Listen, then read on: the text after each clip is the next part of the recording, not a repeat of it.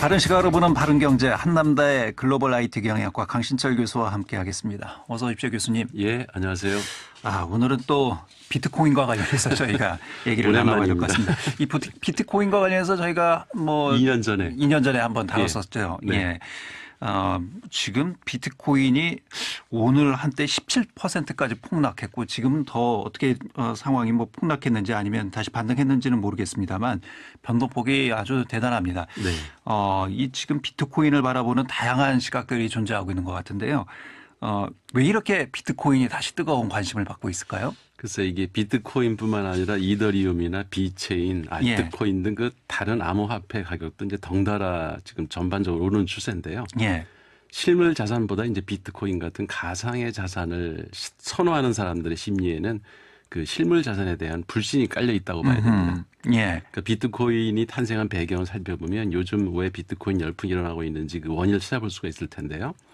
2008년 그 글로벌 금융위기 때 거리에는 실업자가 넘쳐나고 자산 가치 폭락으로 서민들의 고통은 극에 달했을 때 미국 중앙은행은 달러를 마구 찍어내서 부실 금융기관과 기업을 살렸습니다. 하지만 구제받은 금융기관과 기업 CEO들은 그 돈으로 성과급 파티를 벌였고 성실히 세금을 납부한 국민들은 분노했죠. 그리고 이제 증권가에서는 주가 폭락으로 손해를 본 개미 투자자들이 폭동을 일으켰고요. 그러니까 정부와 큰 손들이 국가 재정과 금융시장을 멋대로 이제 쥐락펴락하는 그 사이에서 힘없는 시민들이 그 달러와 제도금융 그리고 중앙 정부에 대한 불신이 커지면서 정부도 큰 손도 개입할 수 없는 또 조작할 수도 없는 가상화폐를 꿈꾸는 사람들이 이제 만들어낸 첫 작품이 비트코인인 거죠. 그러니까 실물 경제가 안정되자 비트코인 가격은 300만 원대까지 폭락을 했었고요. 그러다가 이제 코로나 팬데믹이 본격화되면서 비트코인 가격이 다시 상승하기 시작했고 작년 초만 해도 한 1,000만 대에서 왔다 갔다 했는데 비트코인 가격이 이제 올해 6천만 원까지 올라가면서 1년 만에 6배나 오르는 그 일이 벌어진 거죠. 그러니까 이제 소위 말해서 제도권 경제 그 축인 화폐에 대한 불신 이런 것들이 농축이 돼서 이 비트코인에 대한 열풍으로 이어지고 있는 것이 아니냐 이런 분석이신 것 같아요. 최근에는 그 테슬라의 일론 머스크 회장이 비트코인에 대해서 발언을 하면서 이게 갑자기 비트코인이 또 급등하게 되고요. 그 자동차를 그 비트코인을 살 수 있다고 선언을 했고 또 자신이 또 1조 7천억 원 상당의 그 비트코인을 직접 매입을 하면서 이번 그 급등 현상을 일으켰죠. 여기에 그 미국의 주요 금융사들이 비트코인에 투자하기 시작한 것도 이제 한몫을 했는데요. 세계 그 최대 자산 운용사인 블랙록이 17일 대표적인 암호화폐인 비트코인 시장 진입을 공식화하는 등 그 현지 금융기관들이 속속 비트코인을 금융상품으로 취급했다 이렇게 이제 선언을 하겠고요. 그 다음에 여기에 마스터카드, 비자카드, 엔비디아 등 그 주요 신용카드 회사들도 비트코인에 부쩍 이제 관심을 쏟고 있는 것으로 알려지면서 암호화폐 시장이 부쩍 달아오른 것 같습니다. 물론 이제 은행 대출 금리가 낮고 시중 유동자금은 넘치는데 적절한 투자처를 찾지 못한 투기꾼들이 암호화폐 시장으로 눈길을 돌린 것도 이제 한몫을 했고요. 그동안 이제 불타오르던 주식 시장이 좀 잠잠하니까 이걸 다시 이제 비트코인으로 어떻게 또 돈을 벌어보겠다라는 심리가 작동했을 수도 있고요. 일론 머스크가 또 이 비트코인 가격이 너무 비싼 것 같다 이 말 한마디에서 또 비트코인 가격이 폭락했고요. 앨런 그 미국 재무부 장관이 비트코인은 그 고위험 투기성 자산이다 이렇게 워딩을 하면서 규정을 했잖아요. 이게 또 비트코인의 여러 가지 또 가격에 영향을 미친 것 같습니다. 그러니까 투자자들이 큰 손해 볼 수 있다는 점을 우려하고 있다 이렇게 언급을 했는데요. 이 같은 발언은 최근 그 개인은 물론 금융사들까지 비트코인에 대한 관심을 확대하면 상황에서 그 제재 가능성까지 제시한 것을 해석할 수 있겠는데요. 그러니까 정부가 이제 개입하기 시작하면 이제 비트코인 가격이 다시 떨어질 우려는 있는 거죠.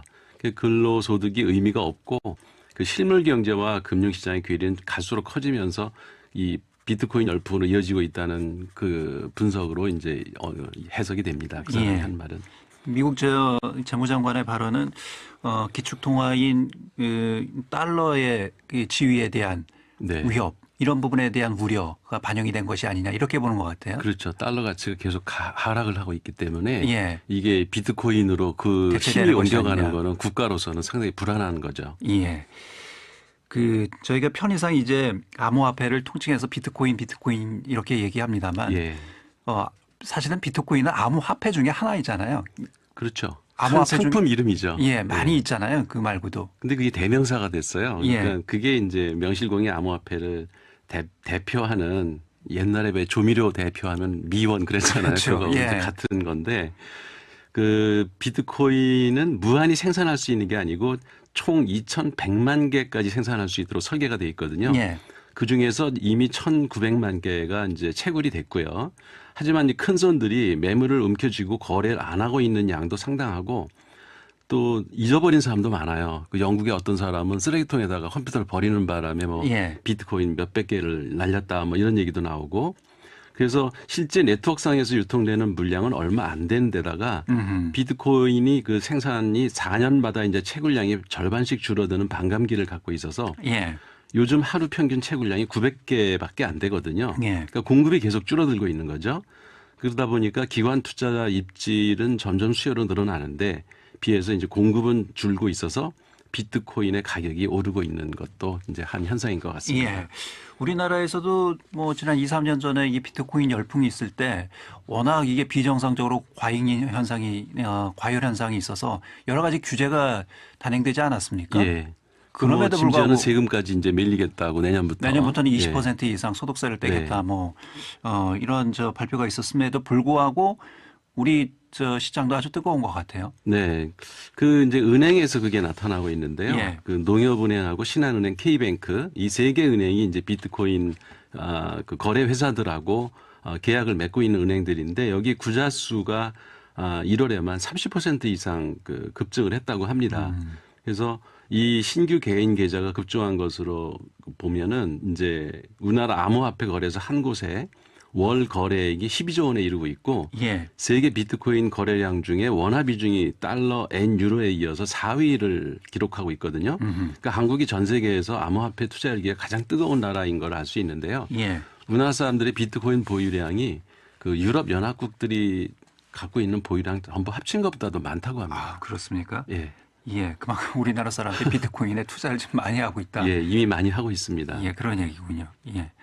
근데 비트코인 가격이 급등하면서 금 가격이 내려갔다고 하는데 이게 어떤 상관관계가 있습니까? 예, 이거를 제가 그래프를 한번 비교해 봤어요. 그래서 예. 한국 표준금거래소 시세를 조회 보니까 지난 2월 10일 금 한돈 가격이 27만 1,000원이었던 것이 2월 19일에는 26만 2,000원까지 무려 한 열흘 사이에 3.32%나 하락을 했고요.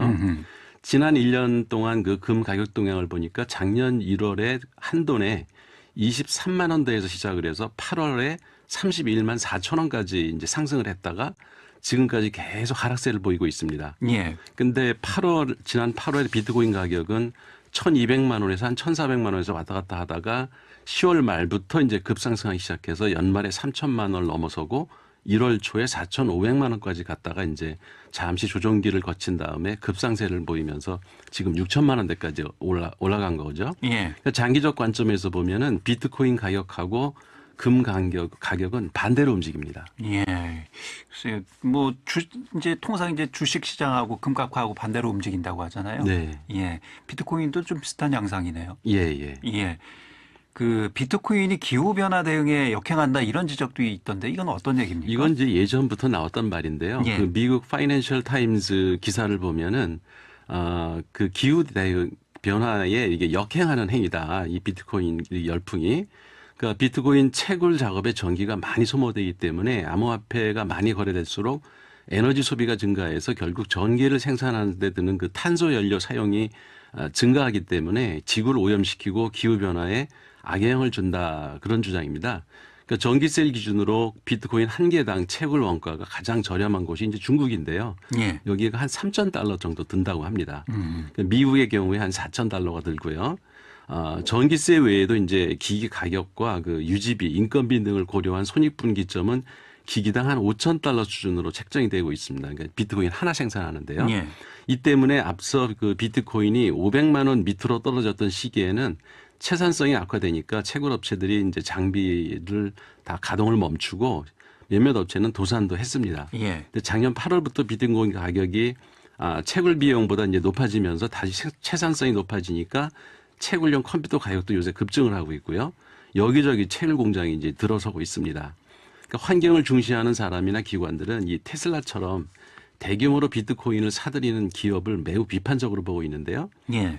테슬라가 처음 창업할 때 내연기관 자동차보다도 지구를 덜 오염시키는 친환경적 전기자동차를 생산한다고 표방을 했었는데 예. 이제 와서 비트코인 열풍을 일으키니까 이런 주도적인 역할을 하면서 한 앨런 머스크가 지구를 오염시키고 있는 게 아니냐 이런 비판을 받고 있는데 이게 마땅한 지적 같습니다. 예. 오늘 뭐 또 이주열 하는 총재가 비트코인은 내재적 가치가 없는 뭐 자산이다. 뭐 이 투기적인 수단이다. 뭐 이런 취지의 발언을 한 것 같거든요. 예. 워낙 이제 변동폭이 크다 보니까요. 안정성도 뭐 떨어지고요. 앞으로 이 비트코인 가격이 어떻게 이게 오를지 내릴지 또 일반 투자가들이 투자를 해야 될지 말을지 이걸 어떻게 봐야 될까요? 이게 누구도 모르는 것 같습니다. 지금 그 실물 시장이나 금융 투자 시장이 모두 비정상적으로 움직이기 때문에 예. 자칭 그 투자 전문가라고 간판을 걸고 암호화폐 가격 전망을 예측하는 사람들이 계속 말을 바꾸고 있거든요. 한마디로 예측 불허한 상황들이 펼쳐지고 있는 형국인데요. 빌 게이츠는 2월 18일 그 CNBC 인터뷰 자리에서 비트코인 가격 전망을 묻는 기자 질문에 자기는 이제 비트코인을 갖고 있지도 않고 예. 공매도도 안 한다. 어떻게 될지 나도 모르겠다. 이렇게 대답을 했고요. 제 생각에도 이제 빌 게이츠와 같은데요. 비트코인이나 주식에 투자도 안 하고 가격이 오르든 말든 별 관심이 저도 없습니다. 예. 그냥 지켜보는 건데요. 일확천금을 노리고 주식이든 부동산이든 암호화폐에 투자하는 것은 일종의 투기이기 때문에 전적으로 그 개인의 그 위험에 대한 성향 이거에 따라 결정할 문제라고 저는 생각이 들고요.